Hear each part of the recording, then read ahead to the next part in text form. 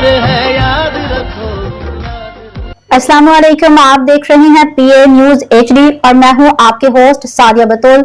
शामिल करते हैं आज की अहम खबरें। वजीर आजम से सऊदी सफीर की मुलाकात, फ्यूचर इन्वेस्टमेंट इनिशिएटिव का दावतनामा पेश। इस्लामाबाद वजीर आजम मोहम्मद शहबाज शरीफ से पाकिस्तान में तैनात सऊदी अरब के सफीर नफाफ बिन सईद अल बाल्की ने वजीर आजम हाउस में मुलाकात की।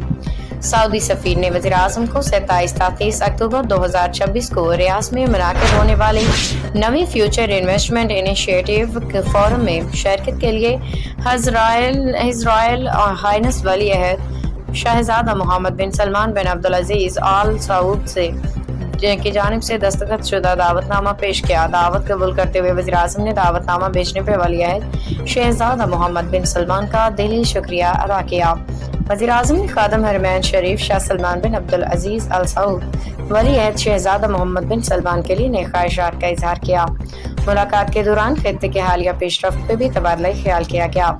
मुलाकात में नायब वज़ीर आज़म वज़ीर ख़ारजा इसहाक़ डार, वज़ीर आज़म के मशीर तारिक फातमी और डॉक्टर तौक़ीर भी मौजूद थे।